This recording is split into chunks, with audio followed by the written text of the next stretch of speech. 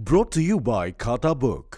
इसका टेक्नोलॉजी का लफ्ज तो कम नहीं हो सकता है, लेकिन क्यूआर का हिसाब सिंपल हो सकता है। क्या? कैसे? खाता बुक क्यूआर से मैन, ये सब ऐप से पेमेंट एक्सेप्ट करता है और फुल हिसाब को एक जगह दिखाता है। अरे हिसाब सिंपल हो गया। खाता बुक बिजनेस हुआ इजी मैन। ये एक स्नैपशॉट है। इसमें हम बता रहे हैं कि जहां देश में कुल 97 लाख केसेस हुए, जिनमें से इस समय एक्टिव केसेस की संख्या 4 लाख से भी घट गई है। ये अपने आप में एक बहुत बड़ी बात है। एक्टिव केसेस यानी ऐसे केसेस जो या अस्पतालों में हैं या घरों पर होम आइसोलेशन में मेडिकल केयर के तहत हैं, वो केवल 3.83 लाख हैं।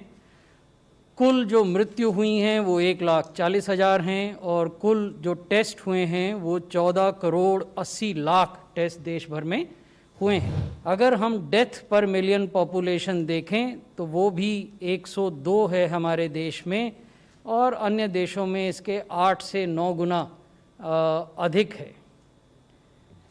महत्वपूर्ण बात यह है कि हमारे चारों ओर विश्व में जो कोविड के फैलाव की स्थिति है वो चिंताजनक रूप धारण कर रही है। यूएसए में केसेस लगातार बढ़ रहे हैं।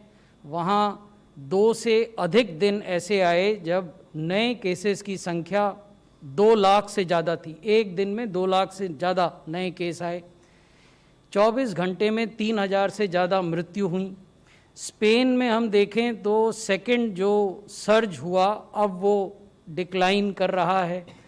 टर्की में एक बहुत बड़ा सर्ज सेकंड आ रहा है और अभी भी केसेस बढ़ रहे हैं। रूस में देखें तो यहाँ भी केसेस बढ़ रहे हैं। यूनाइटेड किंगडम में जो दूसरा सर्ज हुआ अब वो डिक्लाइन की ओर है। फ्रांस में देखें तो मई जून के बाद फिर से केसेस बढ़े नवंबर में और अब डिक्लाइन कर रहे हैं। ब्राज़ील में फिर से बढ़ रहे हैं और लगातार बढ़ते जा रहे हैं।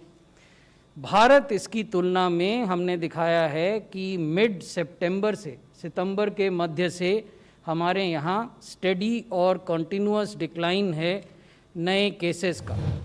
लेकिन जो ये एक्टिव केस हैं ये हैं कहाँ, ये भी महत्वपूर्ण बात है। तो सबसे ज़्यादा एक्टिव केस महाराष्ट्र में हैं, 76,000 से ज़्यादा एक्टिव केसेस वहाँ हैं। केरल में दूसरे नंबर पर लगभग 60,000 59,607।